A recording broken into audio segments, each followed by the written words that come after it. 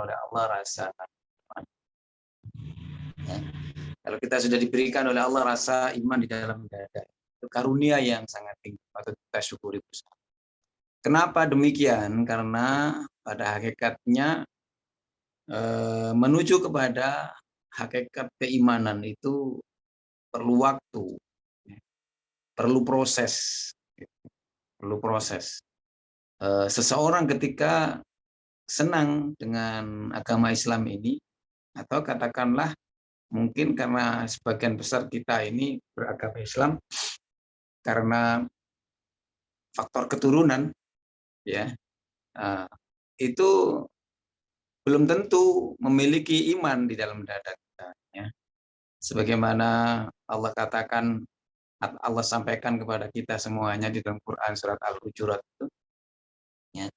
Allah sampaikan kepada kita semuanya, a'udzubillahi minasyaitonirrajim, qalatil a'rabu amanna qul lam tu'minu walakin qulu aslamna walamma yadkhulul iman fi qulubikum. Nah, itu surat Al-Hujurat ayat yang ke-14 kalau nggak salah itu. Ketika orang-orang Arab Badui, orang-orang Arab dusun, ya, itu datang kepada baginda Nabi Muhammad SAW waktu itu, dan kemudian menyatakan keimanannya kepada beliau. Mereka mengatakan, kami telah beriman kepada Allah dan kepada engkau ya Rasulullah. Kemudian Rasulullah belum menjawab, turunlah ayat ini untuk menjawab apa yang mereka sampaikan. Kul, katakan wahai Muhammad, katakan kepada mereka, kul lam tu'minu, kalian itu belum beriman, ya. Walakin qulu aslamna, tapi katakan saja kalian itu telah berislam. Makanya pada posisi ini kita sering melihat ada orang-orang yang dianggap mu'alaf, ya. Mu'alaf ini orang-orang yang baru terikat dengan Islam. Dia berislam, dia masuk Islam, berserah diri kepada Allah Subhanahu wa taala, tapi baru terikat. Belum sampai kepada kualitas mukmin atau beriman. Nah, ini contoh ini sebagaimana orang Arab Badui tadi. Kamu belum beriman, katakan saja kamu telah berislam. Kenapa demikian? Walamma yadkhulul imanu fi qulubikum, kata Allah begitu. Kenapa? Karena iman itu belum masuk ke dalam dadamu. Walamma yadkhulul imanu fi qulubikum. Nah, begitu. Jadi iman ini perlu proses untuk masuk ke dalam dada, dan ini sebetulnya target atau sasaran pendidikan Islam, ya, pendidikan Islamiyah, dakwah Islamiyah. Itu adalah targetnya bagaimana bisa menanamkan keimanan setiap umat manusia itu kepada Allah Subhanahu wa taala dan kepada Rasulullah SAW. Kenapa demikian? Karena dengan iman itulah orang itu atau manusia itu akan bisa menjalankan segala sesuatu yang diperintahkan oleh Allah Subhanahu wa taala. Karena kalau tidak ada landasan iman di dalam dada, itu sulit, ya, sulit untuk bisa melaksanakan itu. Makanya saya teringat ini masih dalam satu surat yang sama. Ini surat ini bercerita panjang lebar tentang kehidupan bersosial, ya. Kehidupan bersosial antar manusia, antar umat manusia, antar umat beragama, dan antar umat Islam. Nah, itu ya. Ada begitu. Dan panggilan kepada mereka-mereka untuk bisa melaksanakan itu, Allah selalu memanggilnya dengan panggilan iman. Nah, gitu ya. Ya ayyuhalladzina amanu la yaskhar qaumun min qaumin asa ayyakunu khairam minhum wala nisa'um min nisa'in asa ayyakunna khairam minhum. Nah, ya, disebut oleh Allah di situ. Kenapa panggilannya kepada orang beriman? Kalau masih Islam saja di dalam dirinya, belum ada rasa iman di dalam dada, itu agak berat, ya, agak berat. Makanya orang-orang yang beriman ini sering disebut sebagai mukallaf. Nah, begitu, mukallaf. Orang yang siap diberikan beban. Beban apa? Beban aturan-aturan hidup sesuai dengan apa yang dikehendaki oleh Allah Subhanahu wa taala. Termasuk dalam hal ini adalah kehidupan hubungan komunikasi sosial antar masyarakat, ya. Nah, itu apa namanya, ada aturan-aturannya, ya. Yang sering jadi masalah itu adalah omongan, ya. Omongan, ya. Tadi sebagaimana judul yang sudah diserahkan itu kepada kita. Nah, itu. Ya, menjaga lisan ini tidak bisa diperintahkan kepada orang yang belum punya iman. Ya. Makanya baginda Nabi Shallallahu Alaihi Wasallam pun dalam sebuah hadis mengingatkan ini kepada kita semuanya, ya. Wa man kana yu'minu billahi wal yaumil akhir. Barang siapa yang beriman kepada Allah dan hari akhir, fal yakul khairan. Maka berkata-katalah yang baik. Bicaralah dengan bicara yang baik. Gitu. Auliyasmut. Nah, gitu ya. Ini aturan sunnah dari Nabi Shallallahu Alaihi Wasallam kepada kita semuanya. Begitu. Yang disentuh atau yang disenggol, nah, itu adalah orang-orang yang memiliki iman. Kalau orang nggak memiliki iman, sulit untuk melaksanakan aturan-aturan yang dibebankan kepada mereka. Ya, mangkana yu'minu billahi wal yaumil akhir. Barang siapa yang beriman kepada Allah dan hari akhir, maka berkata-katalah dengan kata yang baik, dengan kalimat yang baik. Fal yaqul khairal aw liyasmut. Nah, begitu. Berkata-katalah dengan kata yang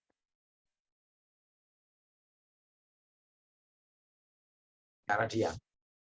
Diam. Kalau nggak bisa ngomong yang baik, diam. Nah, di surat Al-Hujurat tadi, di ayat yang ke-11 itu kalau nggak salah. Nah, itu lebih khusus lagi Allah memanggil kepada orang-orang beriman. Ya, a'udzubillahi minasyaitonirrajim. Ya ayyuhalladzina amanu la yaskhar qaumun. Nah, gitu. Hai orang-orang yang beriman, janganlah kalian memberikan panggilan-panggilan yang jelek kepada satu kaum. La yaskhar qaumun min qaumin. Ya, la yaskhar qaumun.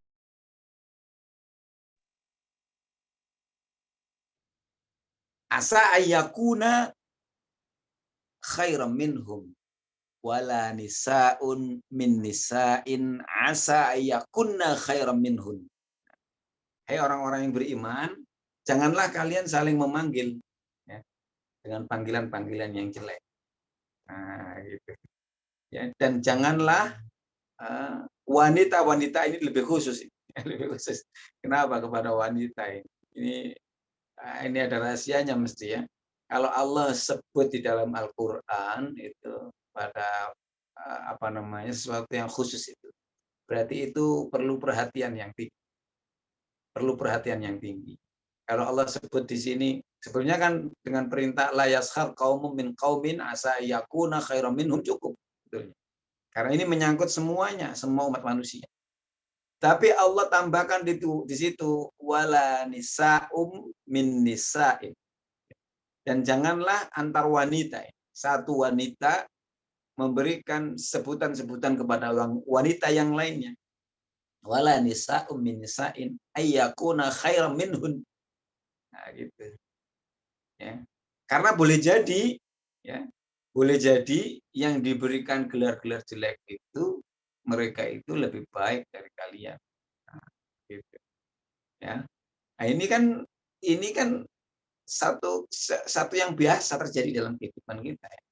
Kalau kita tidak dirangsang dengan apa namanya, pendidikan keimanan, tidak ditingkatkan kualitas keimanan kita kepada Allah Subhanahu wa taala, ya, orang sulit melakukan ini. Menahan diri untuk tidak mengatakan sesuatu yang jelek kepada saudaranya, ya, kepada tetangganya, kepada temannya, itu sulit. Walaupun kadang-kadang itu kesannya bergurau, ya. Bergurau, kesannya bergurau. Tapi kita kan nggak ngerti, ya, orang yang kita guraui itu, orang yang kita ajak bercanda itu sakit hati apa enggak, kita nggak ngerti. Ya. Maka Islam lebih dini untuk mencegah itu. Ajaran Islam lebih dini untuk mencegah itu. Dan itu masuk dalam ayat suci Al-Qur'an. Itu artinya betapa pentingnya ini, ya. Dan di dalam surat Al-Hujurat ini bercerita banyak sekali tentang hal-hal semacam ini. Yang mulai dari ayat 1 sampai ayat yang terakhir itu bicara tentang itu, ya. Contoh satu lagi yang di dalam ayat 6 itu.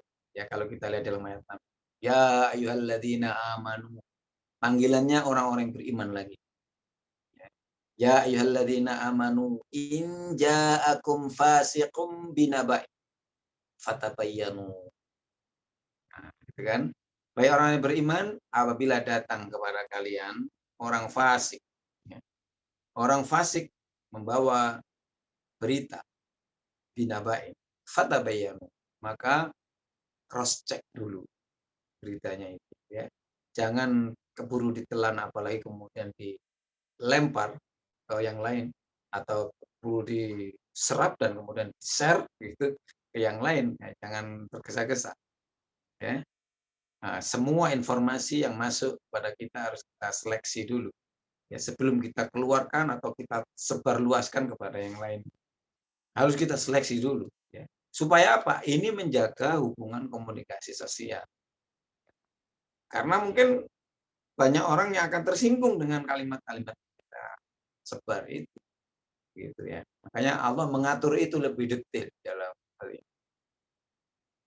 Termasuk di dalam ayat 1, 2, 3, 4 ya di ayat surat ini. Disebutkan di situ adalah pergaulan antara sahabat dengan baginda Nabi Shallallahu alaihi wasallam.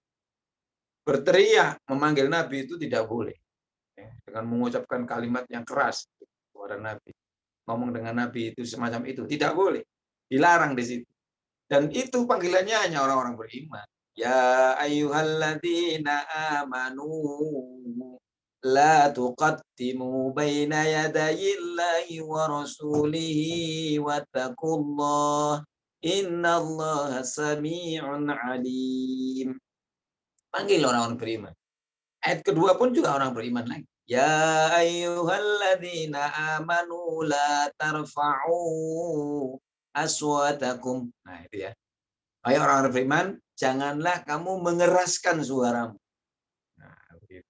Di hadapan Nabi Shallallahu alaihi wasallam.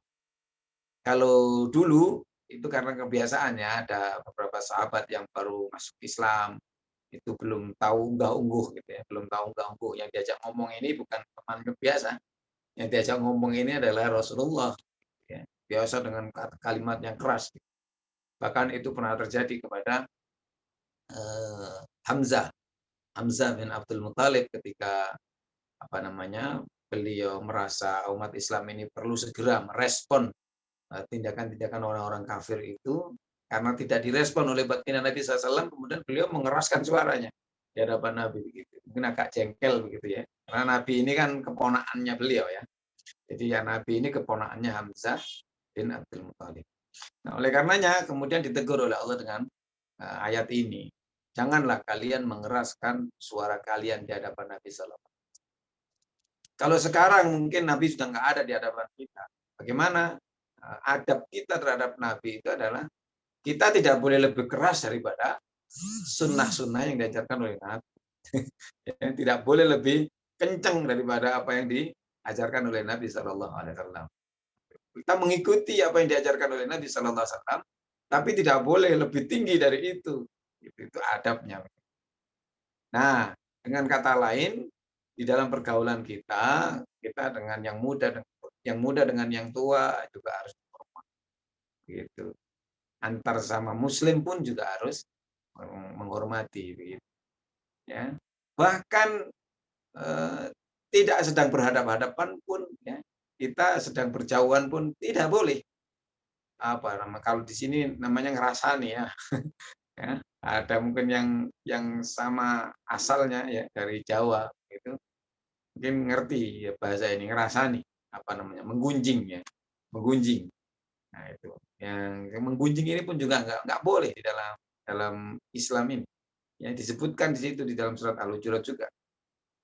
Ya, nah, situ surat Al-Hujurat ayatnya berapa itu? Sama panggilannya ya ayyuhalladzina amanu juga, wahai orang-orang yang beriman. Hai orang-orang yang beriman, janganlah antar kalian saling menggunjing. Ya, kata Allah begitu. Relakah kalian kalau kalian diberikan makan daging ya saudara kalian yang telah mati, bangkai artinya. Ya. Nah, sampai menggambarkannya itu Allah kayak begitu. Ya. Digambarkan orang yang menggunjing, menghibah gitu ya, atau ngerasani temannya, saudaranya, tetangganya, itu sama dengan dia sedang melahap daging saudaranya yang telah mati, bangkai gitu. Jadi ngeri banget ya, ngeri banget gambarannya.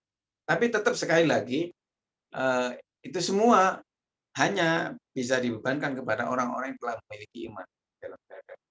Ya. Oleh karenanya kita perlu berproses menuju ke sana. Bagaimana bisa iman itu kita dapatkan dalam kehidupan kita? Ya. Nah, maka kemudian di ayat yang ke-15-nya itu memberikan penjelasan. Nabi Shallallahu Alaihi Wasallam diberikan informasi oleh Allah Subhanahu Wa Taala setelah ayat yang ke-14 tentang qalatil a'rabu amanna tadi itu ya. Orang-orang Arab Badui datang kepada Nabi mengucapkan keimanan kepada Nabi. Kemudian beliau diperintahkan oleh Allah melalui ayat ini untuk menyampaikan kepada mereka bahwa mereka itu sebetulnya belum beriman. Ya.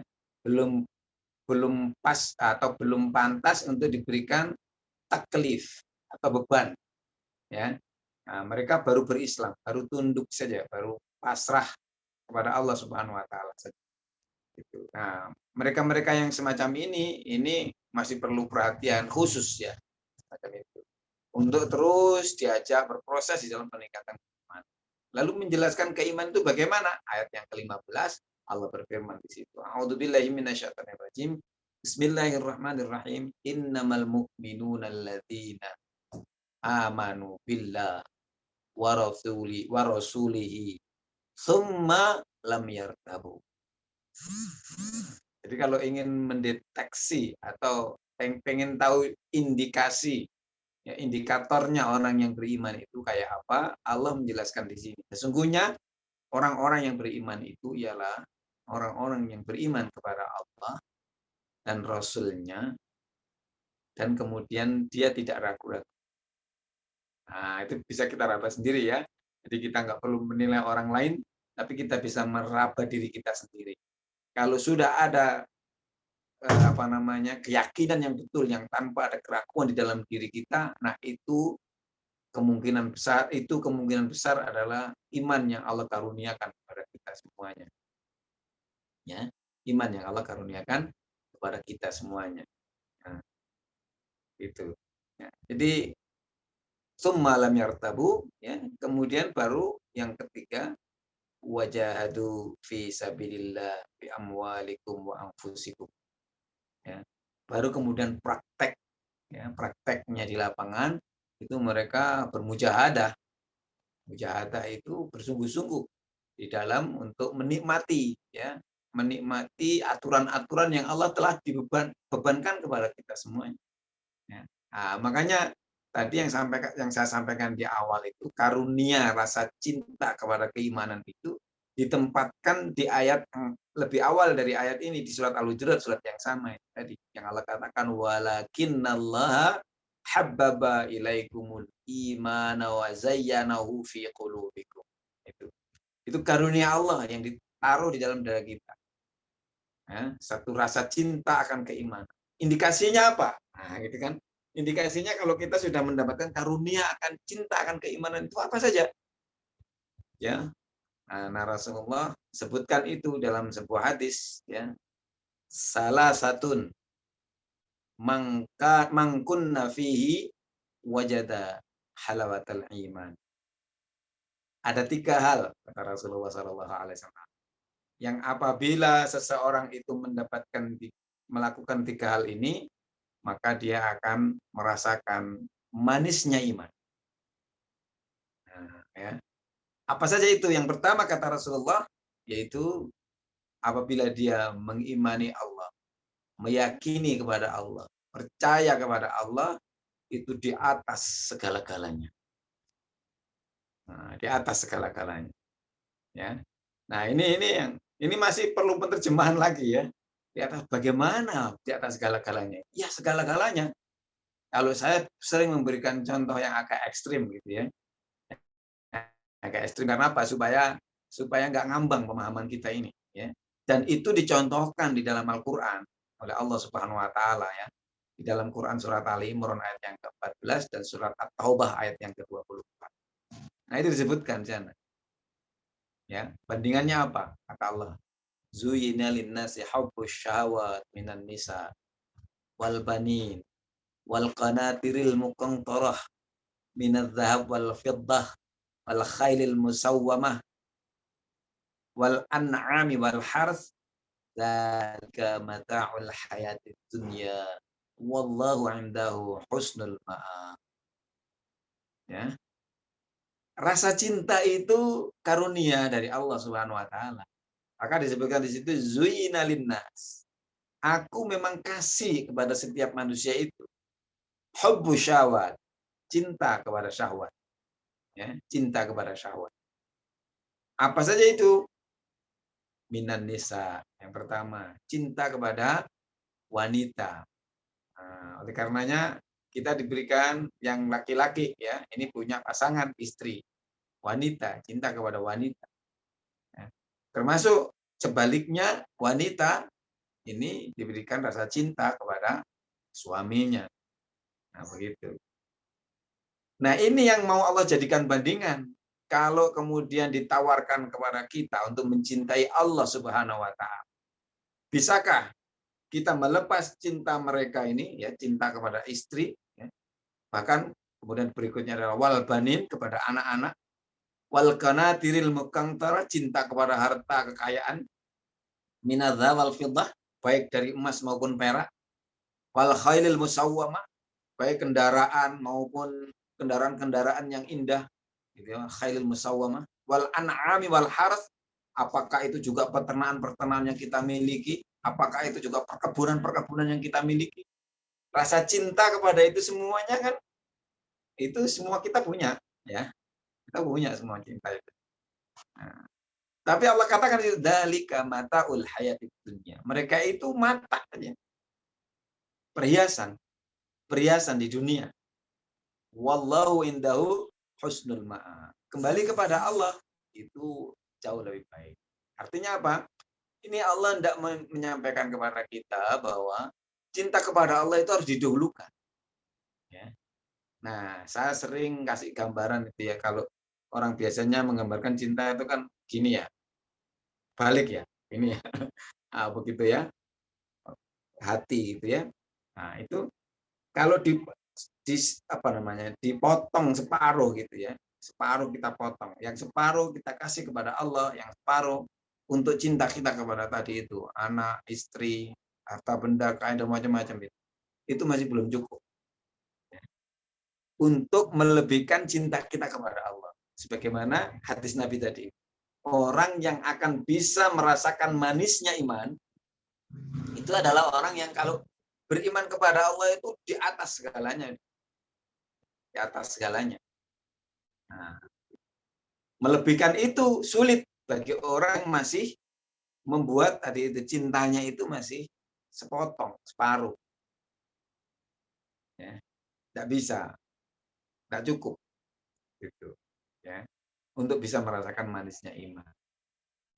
Nah, kemudian yang kedua, ya, yaitu orang-orang yang mencintai orang-orang, mencintai sesamanya atau mencintai manusia yang lain itu sebagaimana karena dia mencintai Allah. Alat ukurnya begitu. Ya. Jadi misalnya kalau di sini sudah berkeluarga semua ya. Oh ada yang belum berkeluarga ya. Nah ketika kita mau memilih jodoh begitu kan. Nah ini kan tambatan cinta kita nanti. Nah kita mencintai keluarga kita itu ya karena alat atas dasar kita mencintai Allah dan Rasulnya. Nah, begitu. Ya. Bukan cinta itu sendiri, tapi karena mencintai Allah dan Rasulnya, kita mencintai keluarga kita. Ya. Nah, semacam itu. Yang ketiga, kata Rasulullah, yaitu orang-orang yang membenci kemaksiatan. Membenci kemaksiatan, sebagaimana dia benci atau merasa benci ketika mau disentuhkan dengan api neraka. Nah, begitu. Ya, jadi ini yang disasar itu adalah nilai rasa, apa yang ada di dalam hati kita. Dan karena memang iman itu hubungannya ada di situ, letaknya ada di situ. Nilai rasa kita ini yang disasar oleh apa tadi itu sabda Nabi Shallallahu Alaihi Wasallam tadi. Ya. Nah, oleh karenanya para ibu-ibu ya, dan ada bapaknya ini ya, yang saya hormati, kita perlu mengevaluasi kembali apa yang sudah masuk di dalam dada kita ini. Ya. Nah, sekalian untuk mengukur tingkat keimanan kita. Karena apa? Karena nanti apapun yang kita mau kerjakan atas dasar perintah Allah dan Rasul-Nya, itu akan sulit, akan berat. Kalau kita belum bisa merasakan manisnya iman. Nah, begitu. Kalau kita belum bisa merasakan manisnya iman. Makanya banyak ya, ketika habis pulang pengajian, berkunjungnya tetap, gitu ya. Gibahnya tetap, begitu. Ngerasa-ngerasanya juga tetap, begitu. Loh, kemarin ngaji dapat apa, begitu ya. Nah, karena itu tadi, praktek ya, antara ilmu, apa yang masuk ke dalam pikiran kita maupun ke dalam hati kita itu dengan apa yang mau kita laksanakan itu beda jauh ya. Kalau masuknya itu mudah ya, kita bisa cari ilmu sebanyak-banyaknya, ngaji 4 kali setiap hari. Tapi ketika mau mempraktek itu, melaksanakan itu di kegiatan kita, kehidupan kita sehari-hari, itu kalau orang tidak bisa merasakan manisnya iman, atau kita merasakan manisnya iman, itu akan berat. Ya. Menahan diri dari apa yang dilarang oleh Allah dan Rasul-Nya itu akan menjadi berat. Gitu. Ya. Nah, makanya ini yang perlu kita terus tingkatkan ya, supaya lisan kita ini bisa terjaga bagaimana. Ya. Caranya kita terus mendekatkan diri kita kepada Allah, mendekatkan diri kita kepada Allah, mendekatkan diri kita kepada Allah. Dengan tujuan supaya kita bisa mendapatkan al-iman al-haq, iman yang betul-betul benar, iman yang benar, iman yang hak. Nah, iman yang hak bagaimana? Allah sebutkan di dalam surat Al-Anfal, ya. Allah katakan di sana, ulaika humul mu'minuna haqqa. Mereka itulah yang mendapatkan iman yang benar. Ulaika humul mu'minuna haqqa. Iman yang benar-benar. Nah, begitu. Yang kayak apa? Nah, salah satunya di ayat sebelumnya disampaikan alladzina yadhkuruna Allah alladzina idza dzukira alladzina idza dzukirallahu wajilat qulubuhum. Yaitu orang-orang yang apabila disebut asma Allah, maka hatinya akan terasa bergetar. Nyambung. Hatinya ini akan seakan-akan ada sambungannya. Gitu. Bahkan kadang-kadang diikuti dengan menitikkan air mata, ya. Kadang-kadang diikuti dengan menundukkan pandangan. Itu biasanya hatinya nyambung. Kayak begitu ya. Hatinya nyambung pada Allah Subhanahu wa taala. Idza dzukirallahu wajilat qulubuhum. Yang kedua, wa idza tuliyat alaihim ayatuhu zadatuhum iman. Dan apabila dibacakan Al-Qur'an, maka bertambah imannya. Gitu. Imannya akan bertambah kalau dibacakan ayat-ayat Allah. Maka pentingnya itu kita kenapa harus melazimkan diri setiap hari kita membaca Al-Qur'an. Baca Al-Qur'anul Karim, ya, supaya bisa bertambah keimanan kita ini. Yang ketiga, wa 'ala rabbihim yatawakkalun, dan kepada Tuhannya mereka bertawakal, menyerahkan diri semua urusannya itu. Jadi ada 3 indikator tadi itu yang untuk meraba-raba apakah iman kita sudah benar, menjadi iman yang hak tadi atau belum, ya. Kalau sudah benar perlu terus ditingkatkan, ya. Kalau masih belum benar harus terus diupayakan untuk bisa mendapatkan iman yang benar tadi itu. Kenapa? Dengan itu insya Allah ya, kalau dibacakan hadis mangkana yu'minu billahi wal yaumil akhir falyaqul khairan aw liyasmut. Sudah langsung jalan, ya. Langsung jalan. Jadi nggak perlu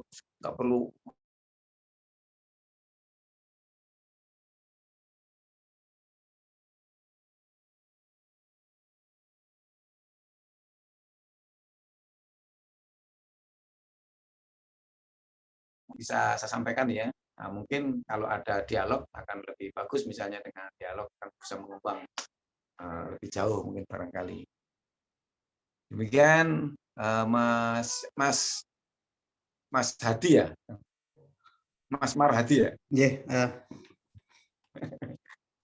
Baik, insya Allah begitu dari saya. Terima kasih.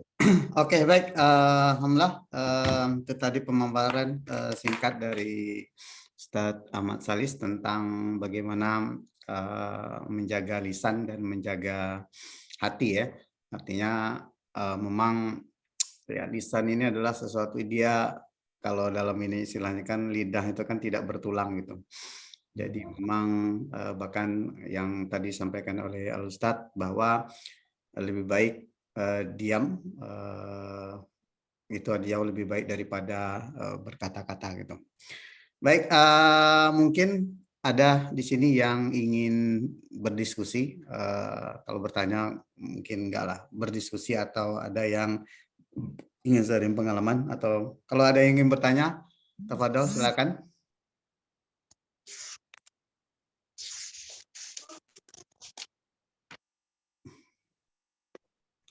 Lisan, kalau lisan itu kan ucapan. Kalau mengetik di Facebook, di status itu masuk lisan enggak Pak Ustaz? Menceritakan orang, tapi lewat status tulisan gitu. Iya, iya, iya. Baik, zaman dulu kan memang belum ada itu ya. Iya. Website ini belum ada. Jadi sekarang ini yang mewakili itu ya, kayak termasuk tadi itu misalnya ya ayyuhalladzina amanu, apa tadi itu? Baik orang-orang yang beriman, apabila datang in ja'akum fasikun ya. Ya, Apabila datang kepada kalian orang-orang yang fasik. Kalau zaman dulu kan memang betul-betul orang yang datang ya. Kalau sekarang ini kan bisa media massa, ya, bisa surat kabar begitu. Ya sama, bisa juga termasuk media massa melalui online begini ini. Nah, itu bisa jadi mereka ini sumbernya dari orang-orang fasik. Ya. Nah. Karena memang dengan media sosial ini terkadang kita menceritakan seseorang, atau ini kan cukup dengan orang tahu statusnya seperti apa gitu kan. Jadi ketika orang membaca status, lalu orang menyimpulkan, oh ini maksudnya kemana gitu. Jadi orang bertanya-tanya, sehingga itu menjadi tadi yang dikatakan Ustadz, yaitu ya akhirnya gibah atau kan saling cerita, ini dia cerita tentang apa ya, dan sebagainya. Itu mungkin fenomena yang terjadi ya Ustadz ya, di sehari-hari kita ya. Artinya kita lebih banyak berinteraksi dengan media sosial, Instagram atau Facebook. Kadang ketika teman kita membuat status, lalu kita menafsirkan atau kadang bahkan suuzon gitu kan. Kadang dia membuat status ingin alone sendiri itu kan. Nah, ini lalu kita nyimpulkan jangan-jangan dia berantem sama istri sama suaminya gitu kan. Padahal dia ingin mau betul, atau dia mengutip kata-kata orang gitu kan, buku lalu diposting di status, lalu orang menyimpulkan yang macam-macam gitu. Itu bagaimana kita kadang harus membesarkan hati gitu kan, untuk tidak selalu tergoda dengan hal tersebut gitu. Ya. Sama ini kayaknya pertanyaan yang dari Desi. Dari Mbak Nuha. Mbak Nuha. Mbak Nuha dari Godolo ini. Ya, hampir sama ya itu ya. Pertanyaan. Mudah-mudahan ini bisa menjawab itu. Baik, begini, memang kadang yang paling sulit itu adalah menahan bisikan-bisikan yang ada dalam hati itu ya. Nah, itu kemudian kadang-kadang terpacu atau terpicu untuk keluar. Itu menahan letupan yang tertahan di dalam dada itu sulit sekali. Ya, kalau dulu mungkin orang sulit ya mengekspresikan itu dalam bentuk status ya, status di Facebook atau status di akun WA begitu ya. Sulit kalau dulu nggak ada begitu ya. Tapi biasanya dicurhatkan dengan tetangganya, ngobrol dengan tetangganya. Nah, kalau sekarang ini media semakin semakin lengkap, orang nggak perlu ketemu dengan tetangga, sudah bisa curhat di media massa begitu. Nah, ini yang sulit untuk bisa ditahan. Ya, bagaimana caranya untuk menahan itu? Ya, bagaimana cara menahan itu? Ya, saya perlu sampaikan di sini bahwa di dalam diri kita ini perlu kita sadari, ya, pengaruhnya itu bukan hanya dari bisikan dari luar, ya, bisikan dari luar yang artinya yang nampak, gitu ya. Kalau dalam Quran surat An-Nas itu kan disebutkan di sana, Qul a'udzu birabbin nas, malikin nas, ilahin nas, min syarril waswasil khannas. Ya, min syarril waswasil khannas. Aku berlindung kepada Allah, Tuhan manusia, Malik manusia, dan Rabb manusia. Dari apa? Min syarril waswasil khannas. Syarri itu adalah kejahatan, keburukan yang dihembus-hembuskan di dalam hati manusia. Min syarrin waswasil khannas. Kejahatan yang dihembus-hembuskan ke dalam hati manusia. Alladzi yuwaswisu fi sudurin nas. Ya. Nah, itu. Nah, kalau kita menyadari tentang ini, insya Allah kita akan hati-hati, ya, bahwa hembusan atau bisikan syaitan itu yang disebutkan di dalam Quran surat An-Nas ini ada 2 jenis, ya. Bisa dari manusia. Nah, ini kalau pas kita sedang ngerumpi gitu ya dengan tetangga dan dengan teman begitu, itu setan dari manusia, ya. Tapi kalau kita sedang sendirian, ya, nah itu hembusan itu masih tetap ada kadang-kadang. Yang istilahnya kita itu apa? Lintasan gitu ya, lintasan-lintasan pemikiran gitu. Nah, itu jangan dipikir itu hanya dari lintasan pemikiran kita sendiri, enggak, belum tentu. Ada juga itu yang hembusan bisikan setan. Ya. Dan itu tidak semuanya jahat. Ya. Tidak semuanya jahat. Kesannya kepada kita, ya. Itu ada yang kesannya itu kadang-kadang baik. Ya, kesannya itu ada kadang-kadang baik. Kayak misalnya orang kepo. Ya, orang kepo pengen tahu urusan tetangganya begitu. Itu kan kadang-kadang kan kita dikasih alasan oleh bisikan-bisikan tadi itu adalah kebaikan. Kamu kalau nggak ngerti tentang dia itu nanti kamu nggak bisa nolong dia loh. Nah, ini kan kebaikan ya, seakan-akan kebaikan. Padahal keponya itu saya sudah nggak bener gitu, sudah nggak bener ya. Ah, gitu. Pernah kejadian dulu pada zaman Bani Israel masih. Ya. Pada zaman Nabi Musa ya, setelah Nabi Musa kalau nggak salah, ada seorang kiai, ya, seorang kiai yang dititipin sama 3 orang mujahid, ya, laki-laki ini yang ketika dia mau pergi berjihad ini, dia punya adik perempuan 1, jadi mereka berempat bersaudara. Punya adik perempuan ya 1. Ketika dia mau pergi berjihad yang 3 ini, dia khawatir adiknya siapa yang jaga. Maka dititipkanlah dia itu ke seorang ulama.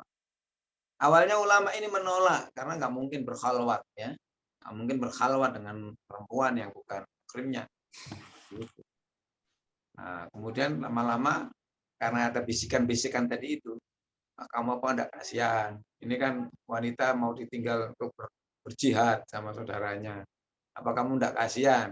Kamu kalau menolong dia, kamu juga dapat pahalanya jihad. Nah, begitu. Ini kan bisikan-bisikan baik ini, ya. Tapi singkat cerita, ujungnya seorang kiai ini tadi bisa keluar dari Islam. Ya, dari keimanannya kepada Allah. Dia akhirnya berzina dengan wanita itu dan kemudian membunuh dan kemudian berbohong lagi, gitu ya. Dan terakhir ketika dia disalib di yang salib itu, dia melepas keimanannya dan menyerahkan itu kepada iblis, kepada setan. Nah, itu cerita singkatnya kayak begitu. Sumbernya dari mana? Nah, ini kiai sendirian dia, ya. Dari bisikan-bisikan syaitan yang tidak nampak itu. Ya. Nah, makanya kita perlu mewaspadai itu, ya, untuk menjaga supaya lisan kita tidak keluar, ya, tidak keluar sesuatu yang jelek, supaya kita tidak bisa ngerem lah, ya, ngerem lisan kita ini. Kita harus sadari bahwa musuh kita itu ada yang nampak, ada yang tidak nampak. Nah, ini yang perlu hati-hati. Sehingga ketika kita mau mengeluarkan sesuatu, kita akan berpikir ulang beberapa kali. benarkah apa yang aku mau omongkan ini? Nanti kalau yang aku omongkan ini malah salah, malah jadi runyam begitu ya. Nah, itu untuk menjaga lisan. Ya. Nah, menjaga hatinya bagaimana? Kalau menjaga hatinya, ya kita ikuti aja apa yang diajarkan oleh baginda Nabi Sallallahu Alaihi Wasallam. Ya, wirid tiap hari itu tidak akan ada habisnya kalau kita mau mengikuti sunnah Nabi. Ya, salah satu misalnya contoh satu saja. Nabi itu mensunahkan kepada kita membaca Al-Quran tiap hari itu surat Al-Baqarah. Bukan Al-Quran secara keseluruhan ya, ini surat Al-Baqarah. Nah, surat Al-Baqarah itu saja disunahkan kepada kita itu dibacanya tiap hari. Khatam surat Al-Baqarah. Nah, kalau kita bisa mengikuti sunnah-sunnah Nabi itu baru membaca Al-Quran ya. Belum kalau kita membaca doa-doa yang diajarkan oleh Nabi, mau keluar rumah berdoa, mau masuk kamar mandi berdoa, keluar dari kamar mandi berdoa, mau makan berdoa, itu insya Allah ya hati kita ini akan senantiasa terjaga. Dan jangan lupa ya, tidak semuanya bergantung kepada kegiatan dan aktivitas kita. Jangan lupa tetap berdoa, minta kepada Allah akan penjagaan itu. Nah, Baik. Allah. Oke, insya Allah. Baik, ini Ustaz ada pertanyaan dari Andi Sri Wahyuni. Jadi kan karena di luar negeri ini, apalagi di negara Eropa seperti Hongaria itu kan banyak kafe-kafe, bar sebagainya yang menjual minuman keras. Nah, kadang-kadang teman-teman yang teman sekelas gitu kan ngajak diskusi, sering ke pub atau ini, tapi kita nggak minum, nggak makan gitu. Itu gimana, Ustaz? Iya. Cuma Nah, menemani itu saja. yang memang beratnya di situ ya, jaga. Tapi berat tantangan kita itu, jangan khawatir, itu pahalanya pasti akan semakin besar. Ya. Tingkat pahalanya akan semakin besar. Dan itu memang ujian bagi masing-masing orang yang berbeda-beda. Ya. Nah, ada kita yang diuji dengan kemudahan. Ya, kemudahan di sini ini bukan berarti kemudian kita menjadi orang yang lebih baik daripada mereka yang tantangannya lebih berat. Enggak, ya belum tentu. Kenapa? Karena kalau kita tidak dari kebaikan-kebaikan yang ini ya nilai itu ya berbeda jauh dengan mereka yang berusaha menahan diri komitmen dengan keimanan itu walaupun di sekelilingnya itu orang-orang yang nggak beriman. Nah, itu. Oke, berarti tetap menjaga pergaulan saya atau menjaga diri agar tidak terikut-ikutan gitu ya. Oke, baik. Ada lagi yang ingin bertanya? Ini sudah mau masuk waktu zuhur di waktu Budapest jam 12.26, sekarang jam 12:07. Oke, ada? Kalau ada yang langsung atau ingin di kolom chat atau silakan kalau ada yang ingin bertanya. Baik, karena mungkin sudah cukup ya, sudah jam 12. Baik, Ustaz, mungkin sebelum ditutup, mungkin ada yang ingin disampaikan di closing statement mungkin. Silakan, Ustaz, untuk kita semua. Ya, insya Allah.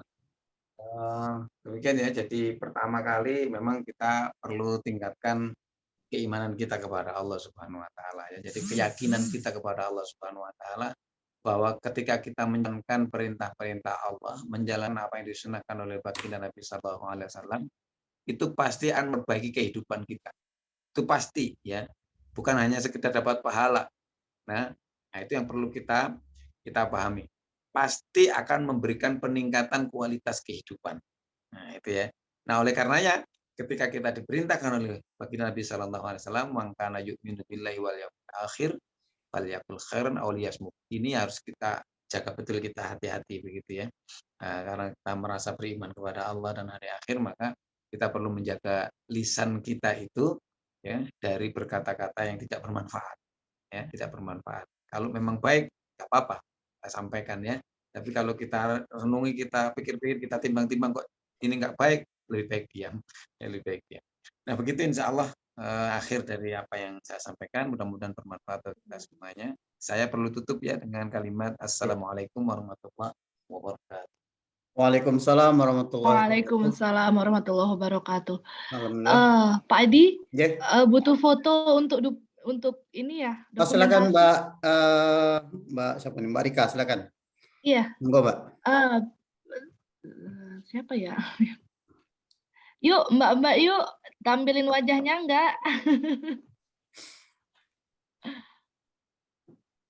Ini buat dokumentasi dan promosi kitab Muslimah Budapest. Ustadz.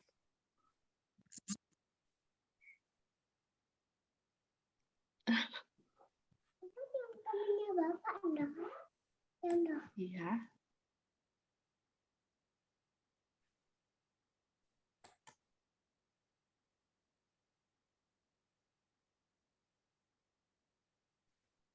Bentar, ambil kerudung.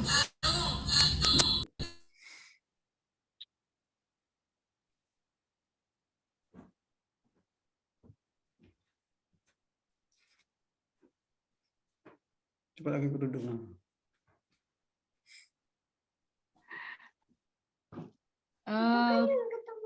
Bisa di ini nggak Pak Adi? Bisa minta tolong nggak Pak Adi? Ini Mbak Hilda ya. biasanya yang tukang fotonya. Oke, bentar ya. Oke. Baik, kita mulai. Oke. Sudah siap Mbak-mbak semua? Akhwati fillah sudah siap ya? 1, 2, 3. Oke. Oke. 1, senyum-senyum. 1, 2, 3. Oke, baik. Terima kasih. Terima kasih banyak. Oke. Baik, Bapak Ibu semua, demikian. Ya. Nanti Saya dikirim dikirim fotonya ya. Mbak Ika nanti. Merah ya. Oke, insyaallah. Baik, Bapak Ibu semua, mungkin itu pertemuan kita pada pagi hari ini. Alhamdulillah memberikan semacam kekuatan rohani kita semua, dapat tausiah dari Ustadz Ahmad Salis yang telah berbagi ilmu kepada kita semua, dan tentu ini merupakan terkadang rindu juga secara online seperti ini. Kemudian di kesempatan lain kita bisa menghadirkan secara offline untuk saling berdiskusi, saling berbagi di tengah sesama perantauan gitu kan yang jauh di Indonesia. Baik, jazakumullah khair kepada Ustadz Ahmad Salis yang telah hadir pada sore hari ini, siang hari ini. Terima kasih, semoga ilmunya memberikan kebaikan, menjadi amal jariah buat Ustadz dan buat kita semua. Mungkin itu Mbak Rika ya, untuk pertemuan pagi hari ini sebetulnya kajian muslimah. Karena terima kasih banyak Ustadz dan Pak Adi atas waktunya. Ya, akhirnya mendadak menjadi moderator pada pagi hari ini. Selanjutnya saya kembalikan kepada Ibu Rika selaku host acara ini. Apa selanjutnya silakan, tafadhol, mau diskusi apa? Saya demikian. Billahi taufiq wal hidayah. Assalamualaikum warahmatullahi wabarakatuh. Waalaikumsalam. Ya. Sudah bisa kita akhiri saja ya. Ini karena sudah masuk zuhur. Monggo di ini aja Pak, diakhiri saja. Oke, berarti udah ya. Baik, kita Ya. ketemu di next time. Tunggu undangan dari Terima kasih banyak Pak Adi. Matur suwun. Assalamualaikum warahmatullahi wabarakatuh. Waalaikumsalam warahmatullahi wabarakatuh. Izin lab ya. Sampai jumpa, ketemu lagi. Iya, Anum. Sampai ketemu, Anum.